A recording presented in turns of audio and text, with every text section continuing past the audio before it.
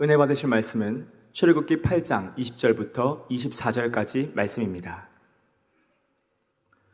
여호와께서 모세에게 이르시되 아침에 일찍 일어나 바로 앞에 서라. 그가 물러 나오리니 그에게 이르기를 여호와의 말씀에 내 백성을 보내라. 그들이 나를 섬길 것이니라.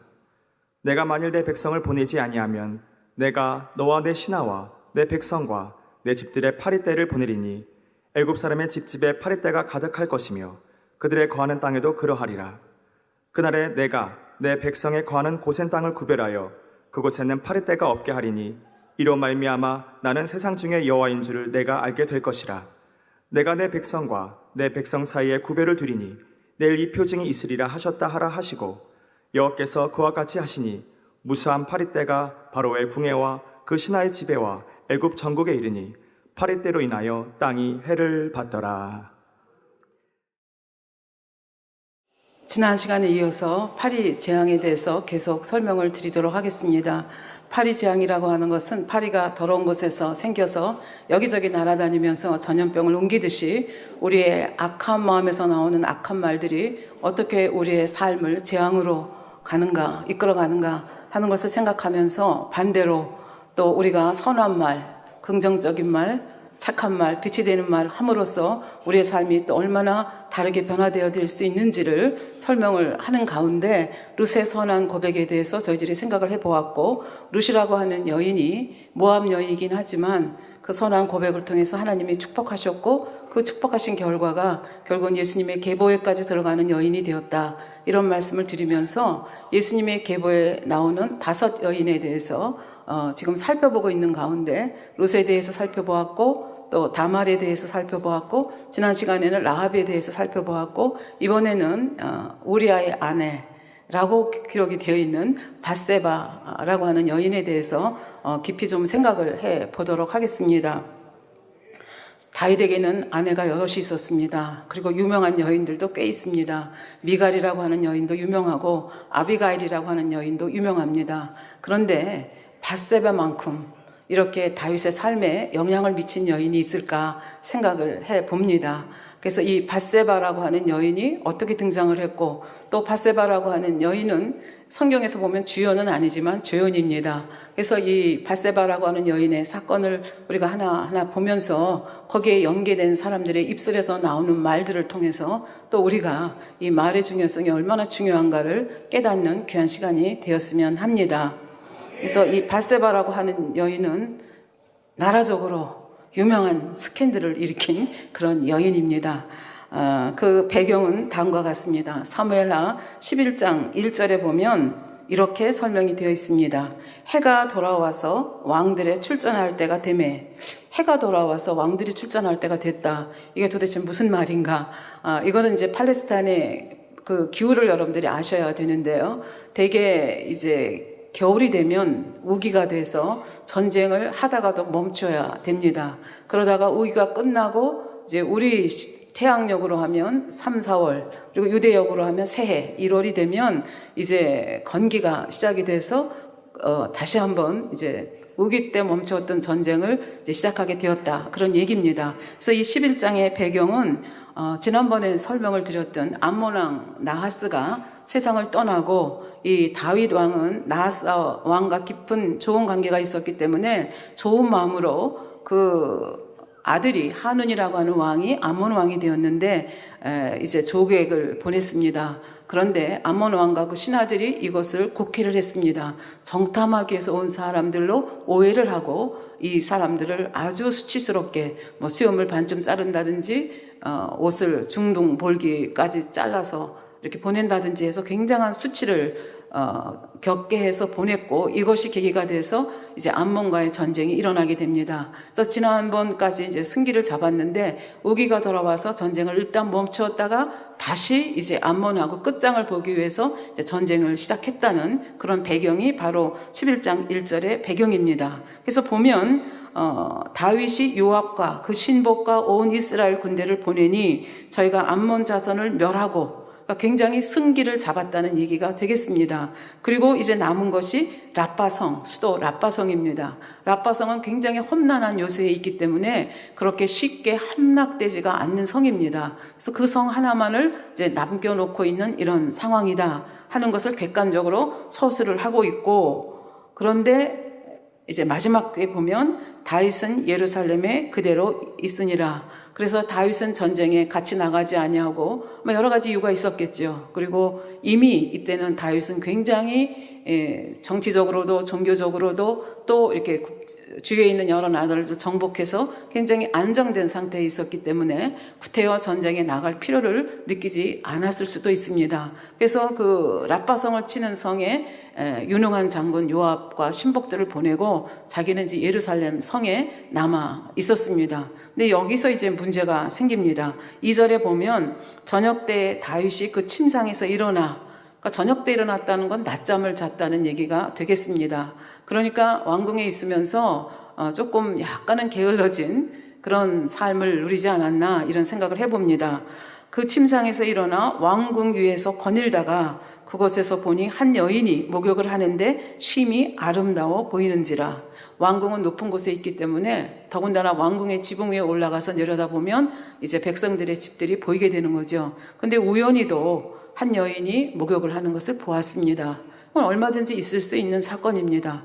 여기서 세상 말로 신경을 끊었으면 되는데 다윗이 이제 안목의 정욕이 발동을 하고 그 안목의 정욕을 이기지를 못했습니다.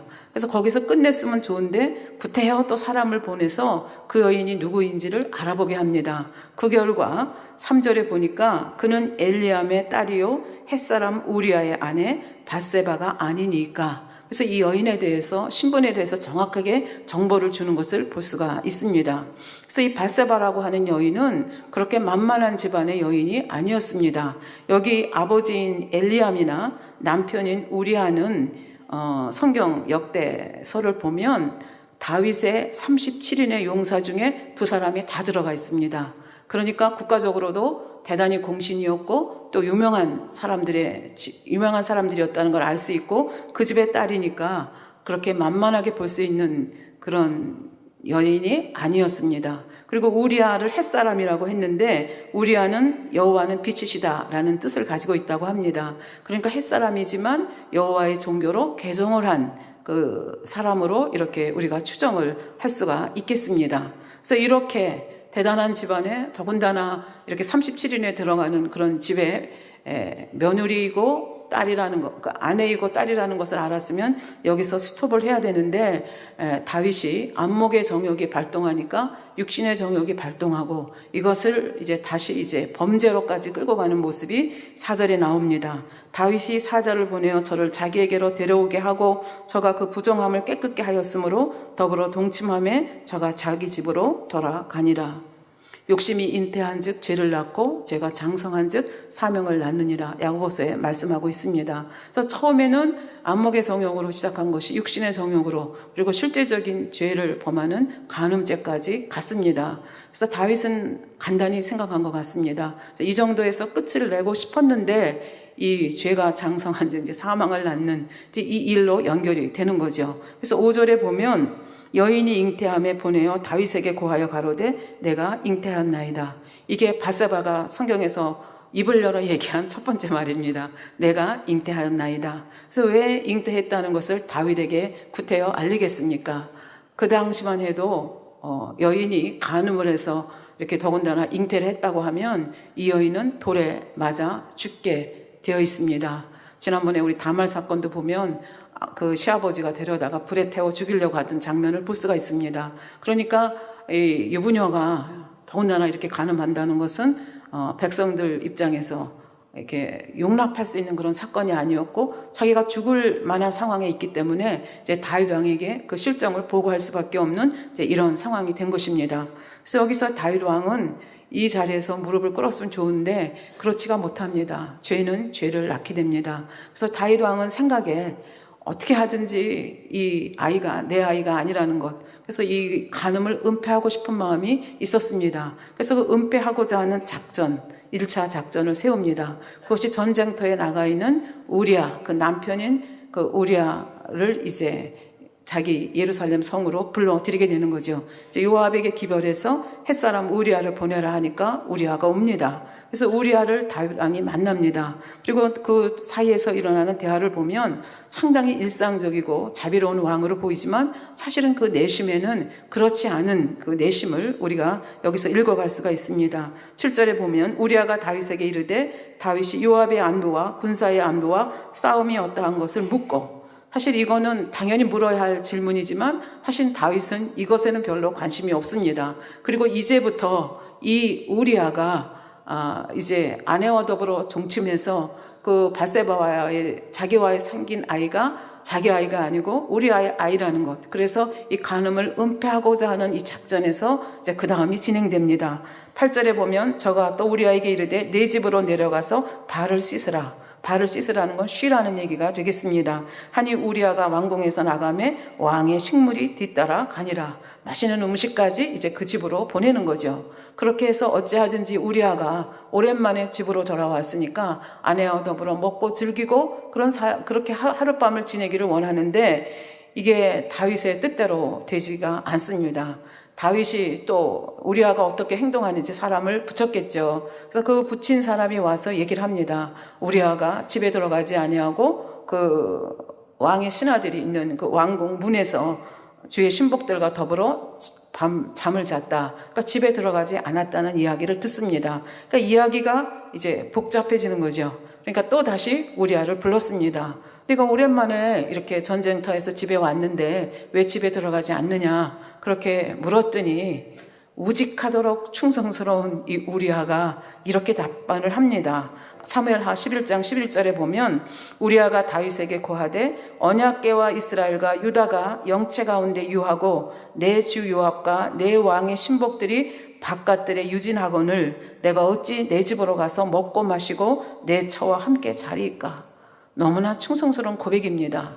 아마 정상 상태에 있었다면 다윗이 너무 감동을 받아서 우리아에게 아마 큰 상을 주었을 것입니다. 그러나 이때는 다윗이 자기의 죄를 은폐하고자 하는 생각에 몰두되어 있기 때문에 이 충성스러운 우리아가 오히려 거치장스러운 우리아가 됐습니다. 그래서 하루 더 유하라고 하면서 또 두 번째 은폐 작전을 펴니다. 그것이 뭐냐 하면 13절에 보면 다윗이 저를 불러서 저로 그 앞에서 다윗 앞에서 먹고 마시고 취하게 했다. 그래서 먹고 마시고 취하면 되게 술 취하면 판단력이 좀 흐려지고 또 성적인 충동이 일어난다고 하죠. 그러니까 판단력도 흐려지고 또 술김에 자기 집으로 들어가서 아내와 동침하기를 바라는 마음을 가지고 이렇게 잔뜩 술을 먹였습니다. 그럼에도 불구하고 그 만취된 상태에서도 우리아는 그 중심이 어떠한가를 우리가 볼 수 있는 대목인데요. 저녁 때 저가 나가서 그 주의 신복으로 더불어 침상에 눕고 그 집으로 내려가지 아니하니라. 또 실패했습니다. 그러니까 이제 어찌할 수 없다는 것을 다윗도 깨닫습니다. 그래서 여기서 좀 해결을 했으면 좋겠는데 한번 죄의 발동이 걸리니까 멈출 수가 없습니다. 그래서 이번에는 그 우리아의 손에 편지 한 장을 들려서 요압 장군에게 보냅니다.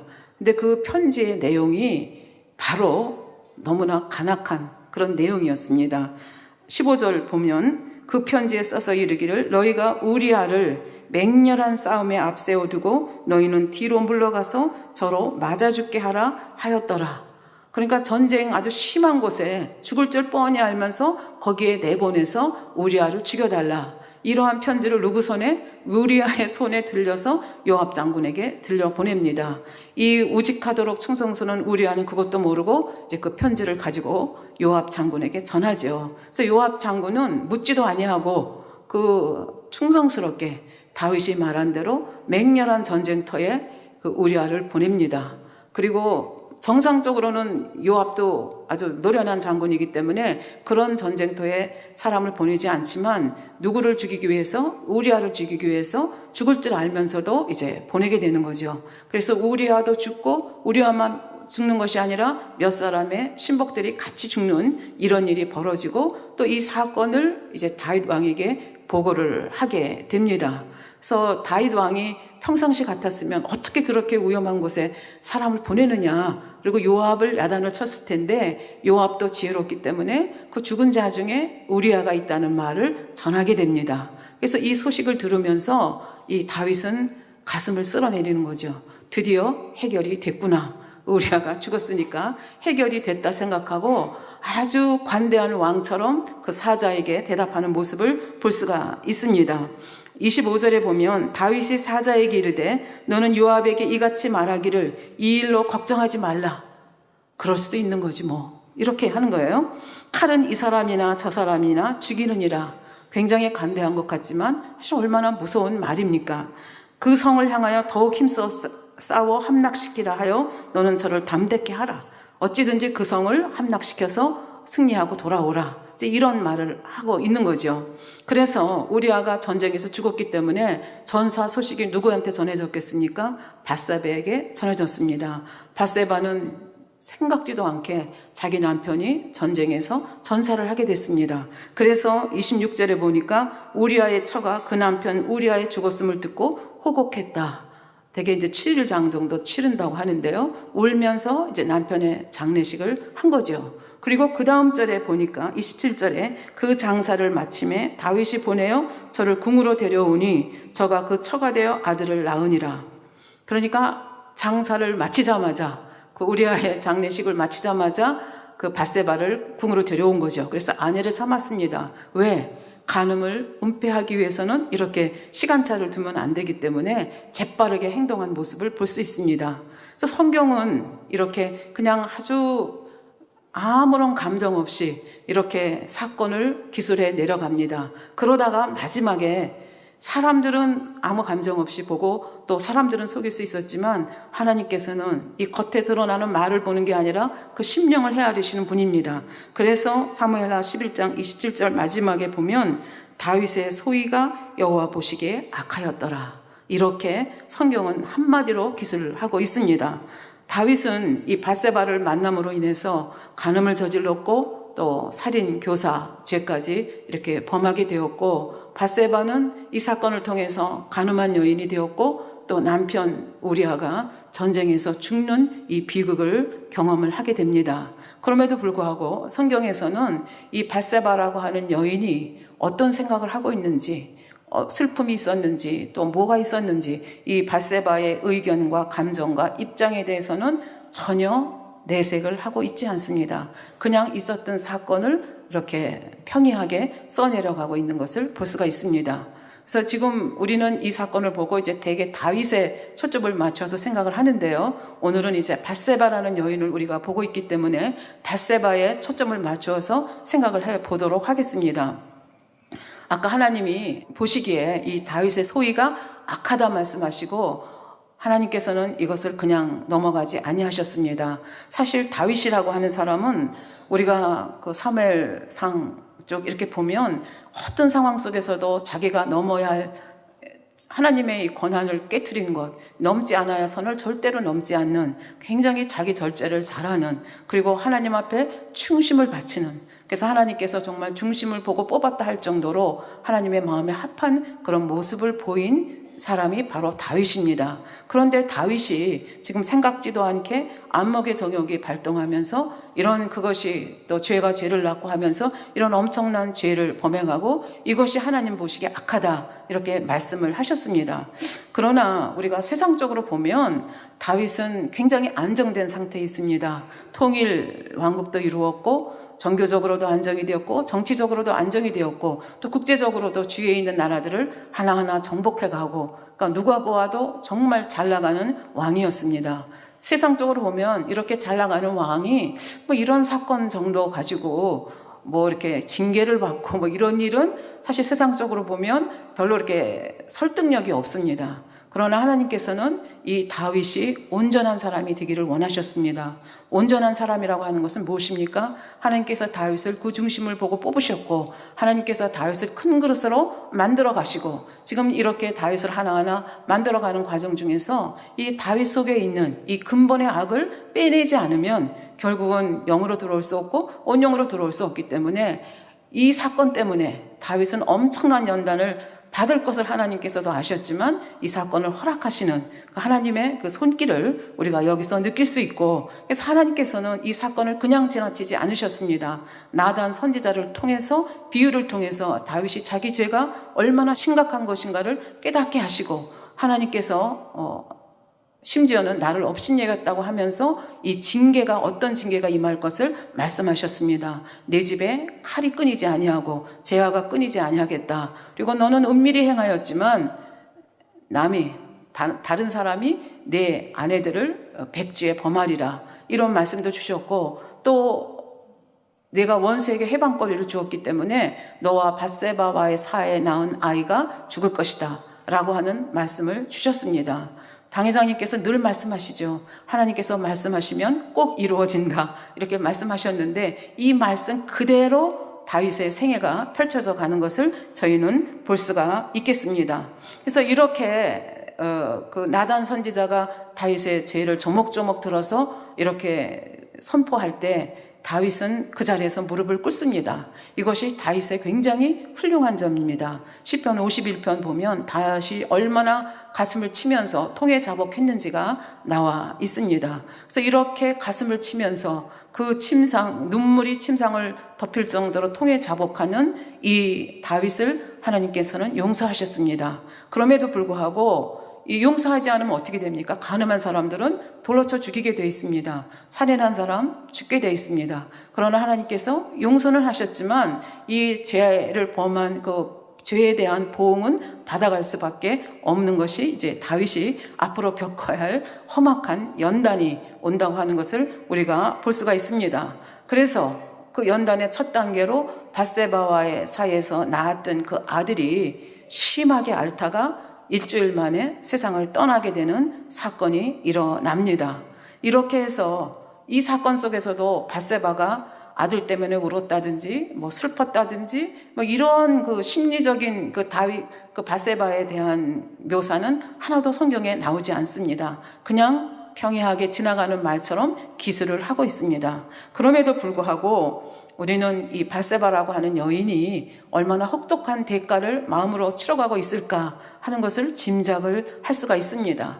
처음에 남편 우리아가 전쟁에서 죽었다고 했을 때 다윗이 교사해서 죽었으리라고 꿈엔들 생각했겠습니까? 그러나 궁중에 와서 살면서 나단의 그 징계의 말씀을 들으면서 또 이런저런 사건을 겪으면서 다윗이 이렇게 자기 남편을 죽게 했다는 것을 결국 알지 않았겠습니까? 그 다윗을 남편으로 해서 지금 이제 그 궁중 안에서 삶을 살아간다는 것, 그건 저는 쉽지 않았으리라고 생각을 합니다. 그런가 하면 또 다윗과의 사이에서 낳았던 그 불륜의 씨앗인 아들을 또 거두어 가십니다. 아들의 두 번째 죽음이죠. 아들의 장례식을 치르면서 그 밧세바의 마음이 얼마나 힘들었을까 하는 것을 짐작은 하지만 성경은 아무 말도 하지 않습니다. 그리고 남편인 그 다윗이 자기와의 그 간음 사건 때문에 그것과 연결된 사건과 연결해서 나단 선지자를 통해서 하나님께서 말씀하신 대로 그 집에 칼이 떠나지 아니하고 재화가 떠나지 아니하는 이런 모습을 옆에서 지켜봅니다. 자기도 같이 겪어갑니다. 암논이 이복루이 다말을 범하는가 하면 또 압살롬이 그 암논을 죽이고 압살롬이 도망을 갔다가 돌아와서 아버지에게 반역을 하고 또 아버지 다윗이 이때 그 밧세바도 같이 도망을 갔겠죠. 그래서 맨발로 머리를 풀고 도망가는 이 엄청난 비극적인 사건을 같이 겪습니다. 그리고 할아버지인 아히도벨이 압살롬의 편에 있다가 또 그 제대로 잘 안 돌아가니까 할아버지가 자살하는 사건이 일어납니다. 이러한 사건을 하나하나 겪으면서 밧세바도 성경에서는 언급하고 있지 않지만 참으로 그 마음의 연단이 많았겠다 하는 것을 짐작을 할 수는 있겠습니다. 그런데 성경에 보면 하나님께서는 죄는 미워하시되 죄인은 사랑하신다는 것을 다시 한번 느낄 수 있는 사건이 있습니다. 그 사건이 무엇인가 하면 사무엘하 12장 24절부터 25절 말씀입니다. 다윗이 그쳐 밧세바를 위로하고, 이 전까지는 이 밧세바에 대해서 다윗의 처라고 성경이 말하지 않습니다. 그전에는 우리아의 처라고 얘기했는데 지금 이 사건을 계기로 해서 이때부터 다윗의 처로 밧세바를 성경에서 인정해 주는 것을 볼 수가 있습니다. 다윗이 그쳐 밧세바를 위로하고 저에게 들어가 동침하였더니 저가 아들을 낳음에 그 이름을 솔로몬이라 하니라. 솔로몬이라는 뜻은 평강의 사람이라는 뜻입니다. 그러니까 아들의 이름을 평강의 사람이라 지어줄 정도가 되면 다윗과 하나님 사이, 밧세바와 하나님 사이에 화목이 이루어졌겠다. 이런 것을 우리가 이면을 읽을 수가 있겠습니다. 더 나아가서 여호와께서 그를 사랑하사 선지자 나단을 보내사 그 이름을 여디디아라 하시니, 여디디아라고 하는 것은 여호와의 사랑을 입었다는 뜻입니다. 그래서 하나님께서는 이 솔로몬을 너무 기뻐하셔서 두 사람 사이에 낳은 이 아들을 너무 기뻐하셔서 나단에게 별명을 지어줘서 여디디아라고 하는 이름까지 지어주면서 이 솔로몬을 사랑하시는 하나님의 손길을 느낄 수가 있습니다. 그래서 이 하나님의 손길을 우리가 이제 보면서 여기서 하나 또 짚고 넘어가야 할 것이 있는데요. 바로 앞의 사건과 연결해서 그냥 24절, 25절이 나왔기 때문에 불륜의 자식이 죽고 얼마 있어서 솔로몬을 낳았는가 보다. 우리는 그렇게 생각하지만 그렇지가 않습니다. 역대상 3장 1절부터 9절에 보면 다윗에게 아들만 19명 정도가 있었습니다. 그러니까 이제 부인들이 여러 명 있었다는 얘기가 되죠. 그리고 그 밧세바한테서도 솔로몬이 그 죽은 아들 다음에 바로 난 아들이 아니라는 것을 알 수 있는 것이 역대상 3장 5절에 보면 예루살렘에서 나온 아들들은 이러하니 시므아와 소박과 나단과 솔로몬 네 사람은 다 암미엘의 딸 바스와는 밧세바를 얘기합니다. 밧세바의 소생이다. 이렇게 나온 것을 볼 수가 있습니다. 그 전에도 여러 아들을 낳았지만 하나님과 화목이 되고 하나님께서 이렇게 은혜를 베푸신 때, 이때는 아마 그 연단을 받고 하나님께서도 용서하고 포용하실 수 있는 아마 그 시절이 아니었을까 이렇게 짐작은 하지만 성경에서는 아무 말이 없습니다. 그러나 하나님께서 그 둘 사이에 낳은 아들을 여디디아라는 이름까지 주어주시면서 또 사랑으로 이렇게 대해주시고 또 결국은 솔로몬이 차기 왕이 되지 않습니까? 이런 것을 통해서 하나님의 의로와 은혜를 느끼지 않았을까 이렇게 짐작을 해봅니다. 그래서 밧세바의 이야기는 사무엘 하에서는 이렇게 끝이 나고 한동안 등장을 하지 않습니다. 그러다가 이제 밧세바가 또 새롭게 재등장하는 사건이 열왕기상 1장에 나타납니다. 열왕기상 1장에 보면 이제 다윗이 나이가 많이 들었다고 설명이 되어 있습니다.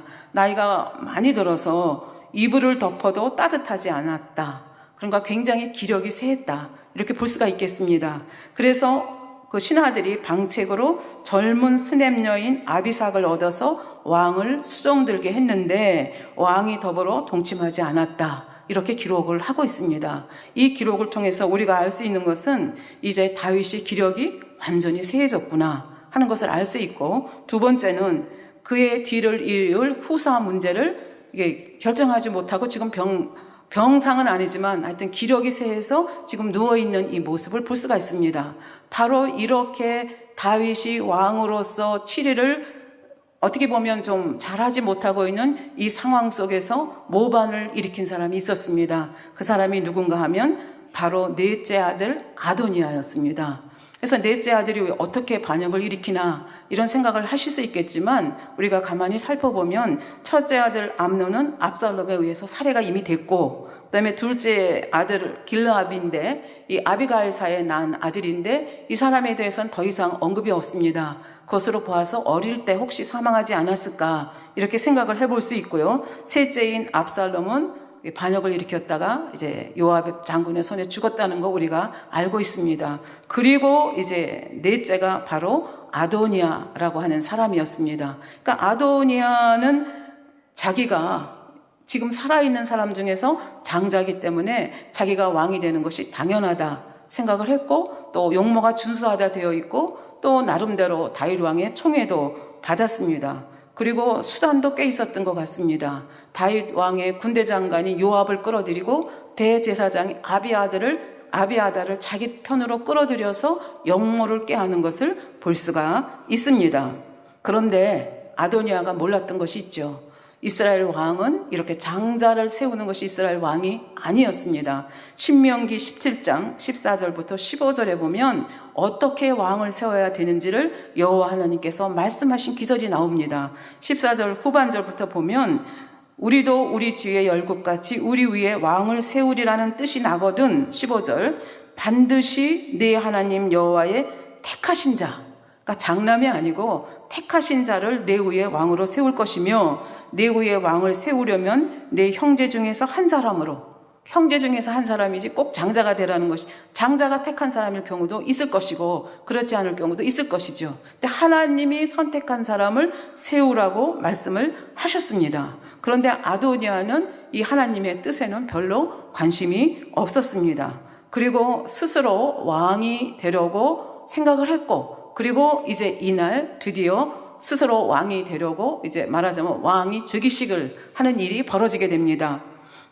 열왕기상 1장 5절에 보면 때에 핫기스의 아들 아도니아가 스스로 높여서 이르기를 내가 왕이 되리라 하고 자기를 위하여 병거와 기병과 전배 50인을 예비하고, 그리고 그 다음 절에 쭉 가다 보면 아도니아가 에르노겔 근방 소헬렛 돌 곁에서 양과 소와 살찐 송아지를 잡고 왕자 곧 자기의 모든 동생과 왕의 신복 유다 모든 사람을 다 청했다, 이렇게 되어 있습니다. 말하자면 이제 즉위식을 이제 거행을 하는데, 여기 보면 에르노겔이라고 하는 것이 있는데, 에르노겔은 예루살렘 그 남동쪽에 있다고 합니다. 그래서 거기가 제사 지내기도 좋기에 이제 거기에서 뭐 요압 장군 아비아달 다 불러놓고, 또 솔로몬을 제외한 아까 19명 정도가 있다고 말씀드렸죠. 그 중에서 솔로몬을 빼하고 모든 그 왕자들을 불러다가 거기서 이제 즉위식을 행한다는 소식을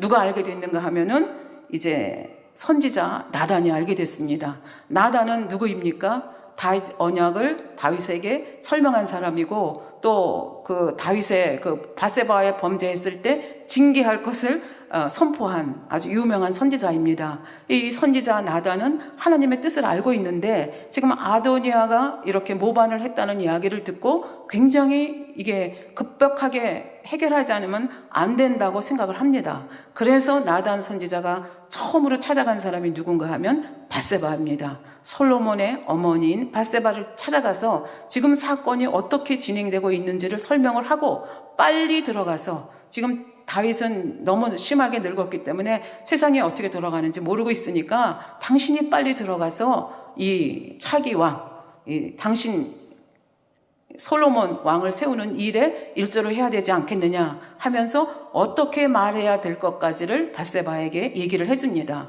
이때 바세바가 똑똑하게 처신하지 못하면, 물론 하나님이 솔로몬을 왕위로 세우기로 작정하셨기 때문에 하나님이 일이 결국은 이루어질 것이지만, 그 하나님의 일을 이루어가는 과정에서 하나님께서는 사람들을 사용하시잖아요. 그래서 이제 바세바라고 하는 솔로몬의 모친을 사용하는데, 이 모친이 똑똑하게 얼마나 지혜롭게 이걸 풀어가느냐 하는 것이 굉장히 중요한 거죠. 그런데 이 선지자 나단은 바로 이 바세바에게 와서 그 다윗 왕에게 가서 무엇을 어떻게 말해야 되는지를 이제 설명을 해줍니다.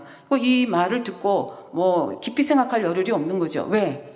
지금 그날 다 해결을 해야 되잖아요. 그러니까 즉시로 이제 왕을 아련을 하게 됩니다.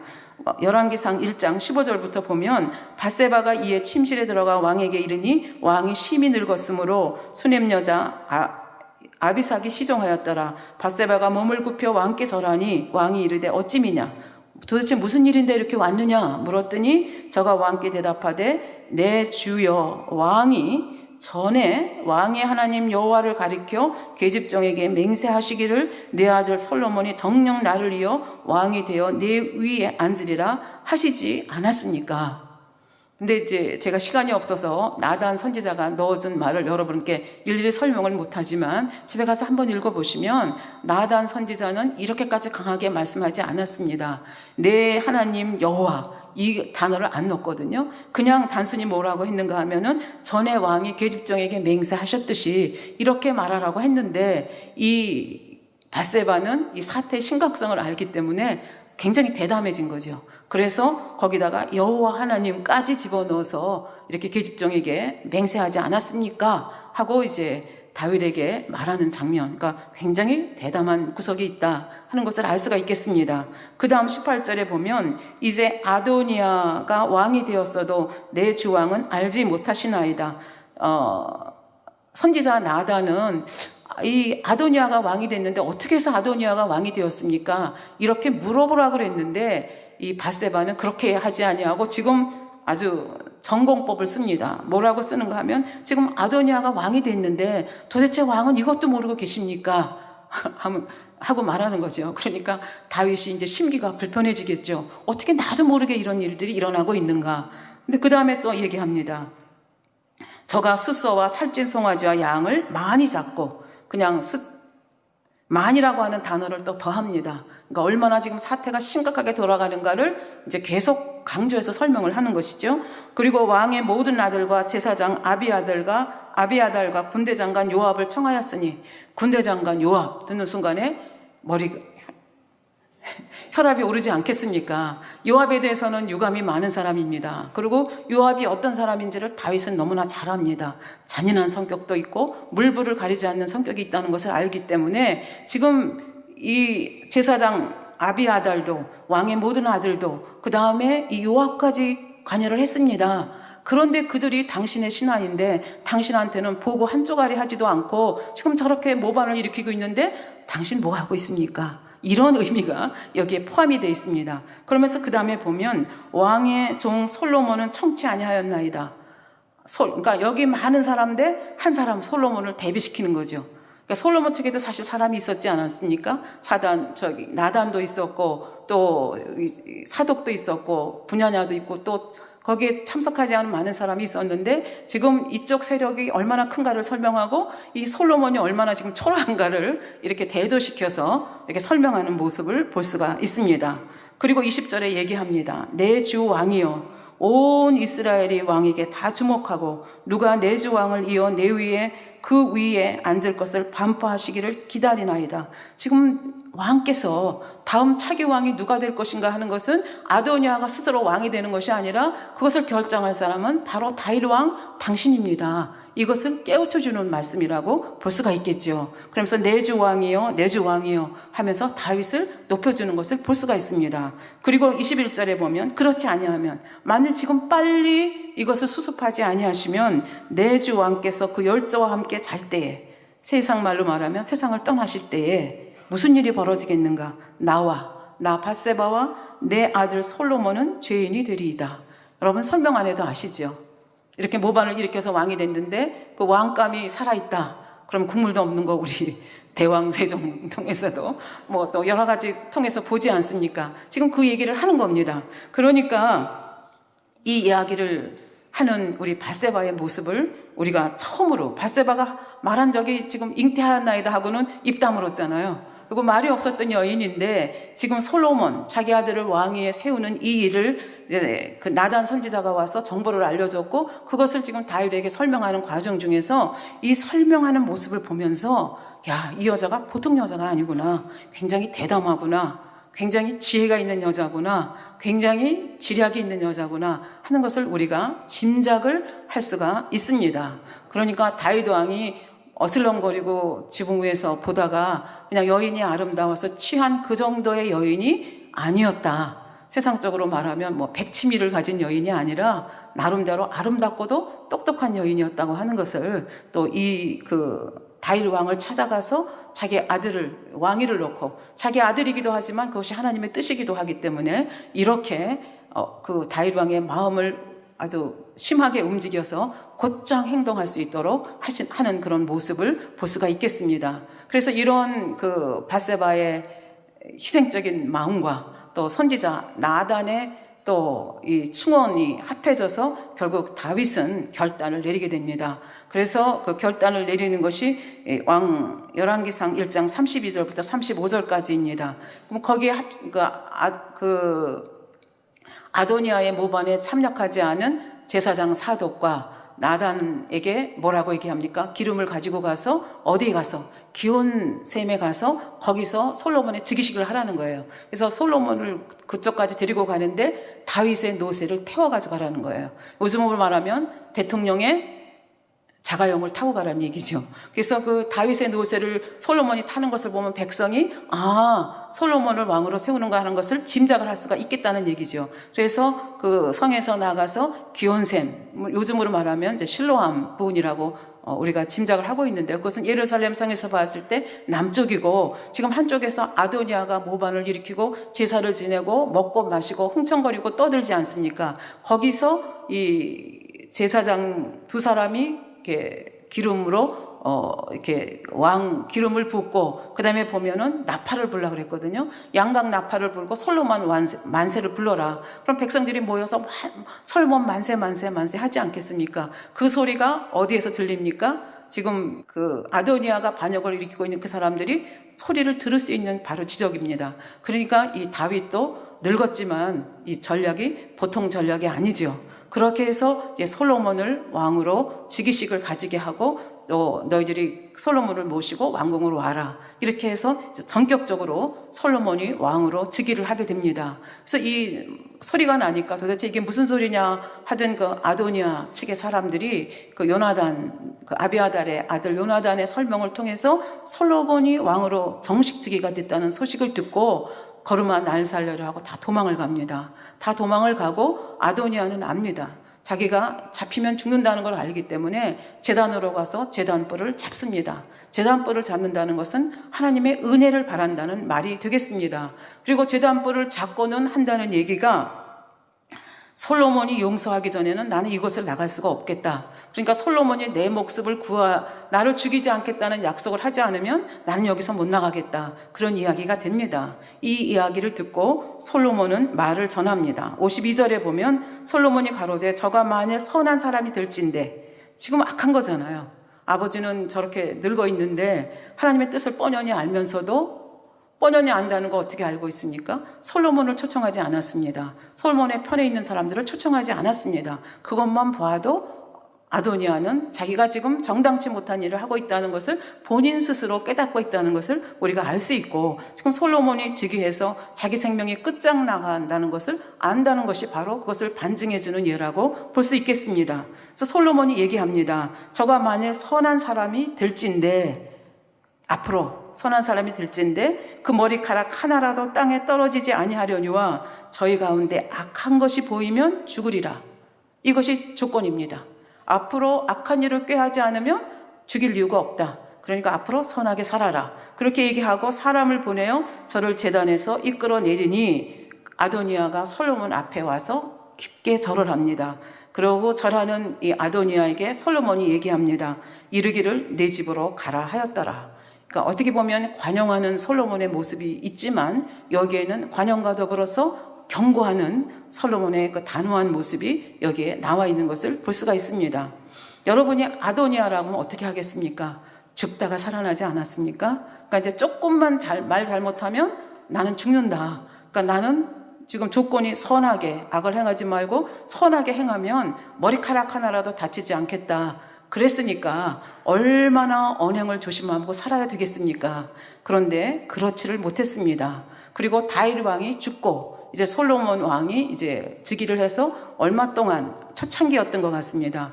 다윗 왕, 그렇게 솔로몬이 이제 왕이 있는데, 하루는 이 아도니아가 솔로몬의 어머니 밧세바를 찾아왔습니다. 밧세바를 찾아오니까 밧세바가 긴장하지 않습니까? 왜? 다른 여인의 아들이잖아요. 그리고 아들의 정적이잖아요. 그리고 왕위를 찬탈하려고 했다가 실패한 사람이잖아요. 그 아도니아가 자기를 느닷없이 찾아왔으니까 이게 보통 일이 아니잖아요.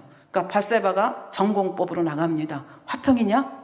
그러니까 좋은 일로 왔느냐? 아니면 뭐 불쾌한 일로 왔느냐? 이렇게 물으니까 아도니아가 화평이라고 얘기를 하니까, 그럼 도대체 뭐 때문에 왔는지 얘기를 하라. 그렇게 하면서 이제 얘기가 진행이 되는데, 이 아도니아라는 사람이 얼마나 명심하지 못하는 사람인가 하는 것을 이 아도니아의 말을 통해서 우리가 알 수가 있습니다. 우리가 그러니까 혀는 죽이고 살리는 권세가 있다고 하는데, 혀 잘못 놀려서 이제 죽게 되는 거죠. 바로 대표적인 예라고 볼 수가 있겠습니다. 15절에 보면 저가 가로되 당신도 아시는 바여니와 왕위는 내 것이었고, 밧세바가 뭘 알았어요? 밧세바는 자기 아들이 왕이 되라는 거 그 다윗이 자기에게 맹세했기 때문에 그거 알고 있었거든요. 그런데 마치 기정사실인 것처럼 얘기하는 거죠. 그러니까 아도니아가 착각을 하고 있는 거죠. 온 이스라엘은 다 얼굴을 내게로 향하여 왕을 삼으려 하였는데 언제 온 이스라엘이 아도니아를 왕으로 삼으려 했습니까? 자기가 아비아달과 요압을 포섭을 해가지고 모반을 일으킨 거 아닙니까? 그럼에도 불구하고 온 이스라엘 백성이 자기와 함께 한다고 지금 엄청난 착각을 하고 있습니다. 그런데 그 왕위가 돌이켜 내 아우의 것이 되었음은 여호와께로 말미암음이니이다. 그런데 여호와 하나님의 뜻이 그것이 아니라서 내 거였는데 아깝게도 지금 솔로몬에게 갔습니다. 그러니까 이 말 속에는 자기는 왕위에 관심이 없는 것처럼 여호와께서 그렇게 하셨으니까 나는 할 수 없습니다. 그렇게 말하는 것처럼 들리지만 아직도 내심 포기하지 못하는 미련이 남아있는 아도니아의 모습을 여기서 읽을 수가 있겠습니다. 근데 밧세바가 읽었는지 안 읽었는지는 성경에서 말씀하지 않습니다. 그리고 이제 본론으로 들어갑니다. 이 아도니아가 얘기하기를 솔로몬에게 말해가지고 17절에 보면 저로 스넴 여자 아비삭 아까 조금 전에 나왔죠. 다윗이 너무 늙어서 몸이 차지니까 이 젊은 여인을 하나 구해서 다윗을 수종들게 했는데 다윗이 동침하지 않았다 한 그 여인입니다. 근데 이 아비삭이라고 하는 여인이 굉장히 아름다웠던 것 같습니다. 그래서 청하는 것이 뭐냐 하면 그 아비삭을 주어 아내로 삼게 하소서. 왕이 당신의 얼굴을 괄시치 아니하리이다. 그러니까 아버지의 아내였던 여인을 지금 자기에게 달라는 거, 이것도 사실은 율법적으로 안 되는 말씀 아닙니까? 더군다나 이 왕의 찬탈을 노렸던 이 사람이 지금 전 왕의 아내를 달라고 하는 것은 이 근동지방의 역사로 보았을 때 왕이 되겠다는 미련을 버리지 않은 것으로 해석을 얼마든지 할 수 있는 오해의 소지가 있습니다. 그런데 지금 이 아도니아는 아주 한 가지 소원, 다른 거 다 그만두고 한 가지 소원만 들어달라고 하면서 참 왕위를 잊어버렸으니까 왕위까지는 아니지만 그 예쁜 여인을 나한테 아내로 좀 살게 해달라고, 솔로몬한테 얘기 좀 해달라고. 어떻게 보면 굉장히 순진무구한, 아무것도 모르는 어린애가 어리광 부리는 것 같은 이제 그런 얘기를 합니다. 근데 이 얘기에 대해서 밧세바는 알았다. 그리고는 내가 솔로몬에게 얘기하겠다.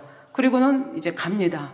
이 밧세바라고 하는 여인이 바보가 아닐진데 이게 분명히 이것이 반역의 기미가 있다는 것을, 반역의 마음이 있다는 것을 알았을 터인데도 불구하고 내색을 하지 아니하고 솔로몬 왕을 찾아갑니다. 솔로몬 왕하고 어떻게 대화하는 모습을 보면서 솔로몬이 어머니를 극진하게 대접하는 모습이 나옵니다. 그래서 어머니에게 자리도 내주시고 앉으세요. 어떻게 오셨습니까? 내가 조그만 한 가지 소원이 있다고 그렇게 얘기를 합니다. 그러면서 이제 그 아도니아가 수넴 여자 아비삭을 요구하니까 줬으면 좋겠다, 이런 투로 얘기를 하게 되는 것을 볼 수가 있습니다. 근데 솔로몬은 지혜로운 사람이기 때문에 이 아도니아가 수넴 여자 아비삭을 요구하는 것이 무엇인지를 순간적으로 깨닫습니다. 아마 밧세바도 분명히 알았으리라고 생각하는데 그 아도니아를 만난 그 상황 속에서 자기가 이 문제를 해결할 수 있는 길이 없다고 생각했기 때문에 아주 그냥 평안한 마음으로 똑똑한 자기 아들 솔로몬이 해결해 줄 수 있으리라 이런 생각을 하지 않았을까, 이제 그렇게 상상하지만 성경에서는 여전히 침묵을 하고 있습니다. 그래서 이렇게 어미 밧세바가 와서 이렇게 아도니아를 위해서 얘기를 하니까 솔로몬 왕이 22절에 보니까 대바사 치는 모습을 볼 수가 있습니다. 솔로몬 왕이 그 모친에게 대답하여 가로되 어찌하여 아도니아를 위하여 수넴 여자 아비삭을 구하시나이까? 저는 나의 형이 오니 저를 위하여 왕위도 구하옵소서. 그러니까 아비삭을 구한다는 것이 무슨 뜻인지를 지금 설명을 하고 있는 거예요. 왕위도 구하옵소서. 저뿐 아니라 제사장 아비아달과 수르아의 아들 요압도 위하여 구하옵소서. 이 아비아달과 요압은 같이 모반한 사람 아닙니까? 저를 위해서도 구하라. 도대체 어머니 무엇을 구하고 있는지 당신 아십니까? 이런 그 뉘앙스가 여기에 들어있다고 볼 수 있겠습니다. 그러면서 23절에 여호와를 가리켜 맹세하여 가로되 아도니아가 이런 말을 하였은즉 그 생명을 잃지 아니하면 하나님은 내게 벌 위에 벌을 내리심이 마땅하니이다. 나를 세워 내 부친 다윗의 위에 오르게 하시고 허락하신 말씀대로 나를 위하여 집을 세우신 여호와의 사심을 가리켜 맹세하노니 아도니아는 오늘날 죽임을 당하리라 하고. 왜?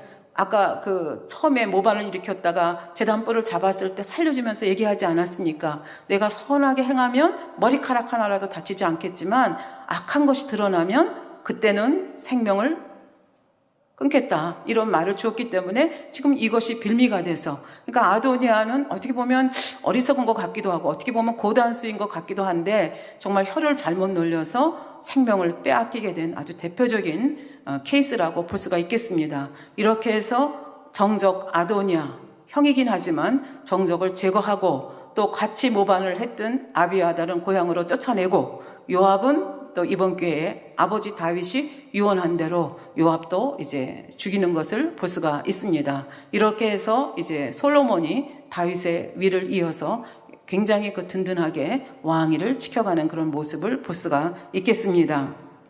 그래서 바세바의 이야기는 이렇게 다윗과의 간음 사건과 관련된 일하고 해서 사무엘하에서 나왔다가 한참 동안 이제 침묵을 했다가 나중에 다윗이 심히 늙어서 죽게 됐을 때 솔로몬의 왕위 등극과 관련해서 또 찬란한 활동을 하는 모습을 통해서 우리가 바세바의 이런 모습 저런 모습을 살펴볼 수가 있습니다. 결론을 내리도록 하겠습니다. 사실 이 바세바가 다윗과 간음을 하고 그것이 국가적인 스캔들이 되었습니다. 나중에 자기 남편이 다윗의 손에 죽은 것도 알았고 또 그 불륜의 아들도 죽었을 때 또 우리 성경을 읽어가는 저희들도 생각을 합니다. 이 바세바 같은 여인도 용서를 받을 수 있을까?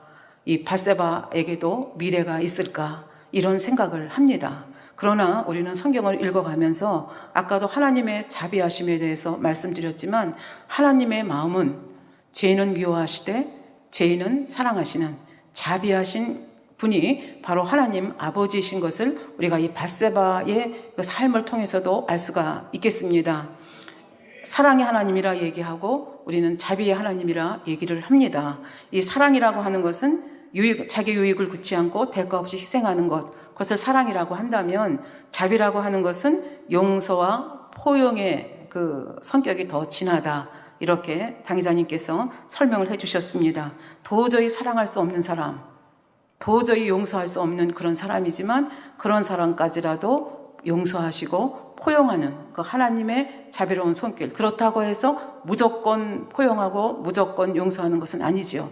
나름대로 다윗도 그 보응의 값을 엄청나게 치렀고 바세바도 성경 속에 자세히 기록되지는 않았지만 얼마나 마음의 연단을 심하게 받았겠는가. 그래서 그 솔로몬을 통해서 하나님께서 내가 너와 화목이 되었다, 이런 것을 간접적으로 보여주시면서 하나님의 자비의 손길을 이렇게 경험할 수 있도록, 그래서 힘차게 삶을 살아갈 수 있도록 하나님께서는 바세바, 정말 돌에 맞아 죽어 마땅한 이 여인까지도 품어주시고 또 이렇게 예수님의 그 족보에까지 드는 축복을 주시지 않았나, 이런 생각을 하면서 저는 이 바세바의 사건을 생각하면서 자비하신 하나님, 이렇게 하니까 또 신약 성경에 보면 요한복음 8장에 그 현장에서 간음하다 잡힌 여인, 불쌍하게 잡혀온 여인에 대해서 예수님께서 어떻게 처리하시는가 하는 것을 저희가 알 수 있지 않습니까? 바리새인과 이 사두개인들이 어떻게 해서 예수님을 사실은 흠잡기 위해서, 이 함정에 빠뜨리기 위해서 현장에서 잡혀온 그 여인, 율법에 의하면 돌로 쳐 죽이라고 했는데 당신은 어떻게 하시겠습니까? 라고 해서 예수님을 이제 말하자면 구렁텅이에 율법대로 죽이라 하면 지금까지 용서하라 그랬는데 그 가르침과는 반대의 삶이고, 또 살려주라 그러면 율법과 반대되니까 이래도 저래도 예수님이 함정에 빠질 수밖에 없는 그런 아주 미묘한 상태 속으로 예수님을 끌고 가지요. 근데 예수님께서는 자비하심으로 하늘의 지혜로 이 문제를 풀어가십니다. 땅바닥에 쓰시고 또 한 번 쓰셨다고 기록을 하고 있죠. 첫 번에 쓰신 것은 일반적인 제목을 쓰셨고 사람들이 요동하지 않자 두 번째는 구체적으로 누가 어디서 어떻게 범죄했는지를 써내려갔다 말씀하셨습니다. 그래서 그것을 보는 사람들이 자기의 범죄 사실을 보면서 무슨 생각을 했겠습니까? 아, 돌에 맞아 죽을 여인은 저 여인뿐만 아니라 나도 돌에 맞아 죽을 여인이구나. 돌에 맞아 죽을 사람이구나 하면서 한 사람 한 사람 다 떠나고 나중에 여인과 예수님만 남았습니다. 그때 여인에게 묻습니다. 너를 정죄하는 사람이 어디 있느냐?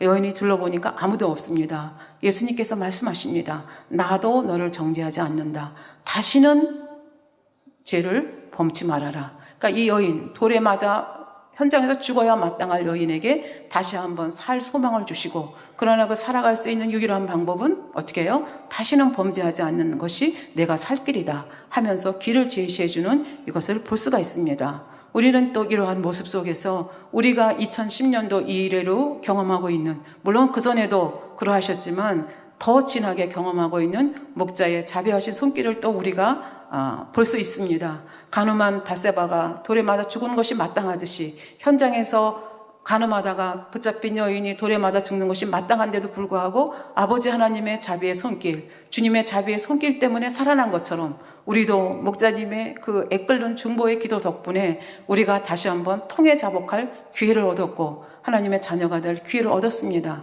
근데 그것으로 끝난 것이 아니라, 자녀로 끝난 것이 아니라 더 좋은 천국을 침노해 들어갈 수 있도록 오늘에 이르기까지, 그 시간이 한두 시간이 아닙니다. 하루 이틀이 아닙니다. 한 달, 두 달이 아닙니다. 1년, 2년, 3년, 4년, 5년째입니다. 지금까지도 고통을 감내하시면서 또 많은 사람이 새 예루살렘으로 들어오기를 기대하시면서 감내하시는 그 목자님의 삶을 보면서 우리는 정말 하나님은 자비시다, 우리 주님도 자비하시다, 우리 목자님도 자비하시다 하는 것을 느끼며, 이런 하나님이 우리 하나님이 되시고 우리 아버지가 되시고 우리 주님이 되시고 우리 신랑이 되시고 우리 인도자가 되신다고 하시는 것이 얼마나 축복인가를 다시 한번 마음에 새기시는 귀한 시간이 되시기를 바라겠습니다. 말씀 참고하시면서 기도하겠습니다. 아버지 하나님, 오늘 밧세바라고 하는 여인을 또 생각해 보았습니다. 아버지, 간음한 여인입니다. 돌에 맞아 죽을 수밖에 없는 여인이었습니다.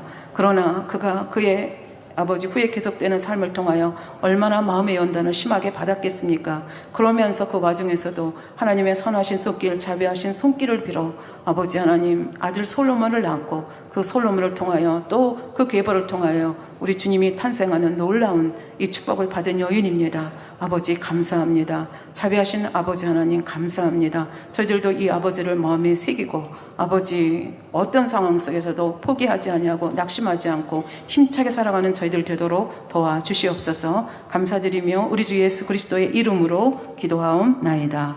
아멘.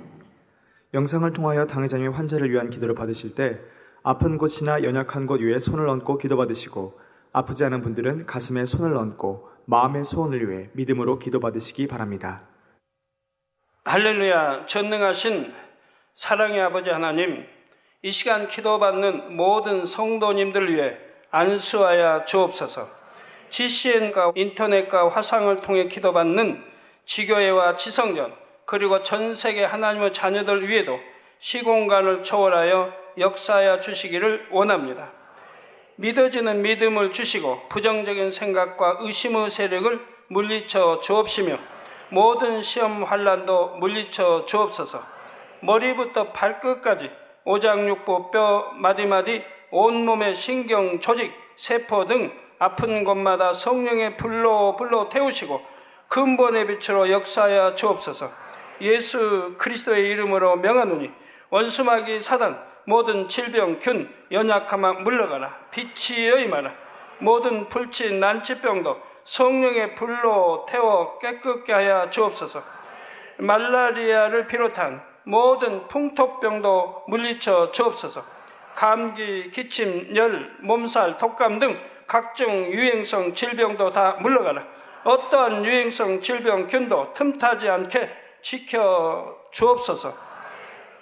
위암, 폐암, 간암, 유방암, 자궁암, 대장암, 피부암 등 각종 암과 에이즈, 백혈병, 뇌졸중, 고혈압, 저혈압, 심장병, 폐병, 위장병, 당뇨, 부인병, 피부병, 갑상선 질환과 모든 염증도 깨끗게 하여 주옵소서. 소아마비, 중풍, 관절염, 디스크도 온전케 하여 주옵소서. 요통, 두통, 신경통을 비롯한 모든 통증은 사라질지어다. 간질, 자폐증, 우울증, 조울증, 노이로제 등 모든 정신질환도 물러가라. 모든 마비된 것도 풀어지고 일어나 걷고 뛸지어다. 눈도 잘 보이게 하옵시고 귀도 잘 들리게 하여 주옵소서.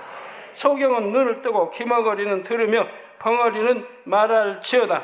각종 사고 후유증도 깨끗게 하시고 부러진 뼈도 붙여 주옵소서.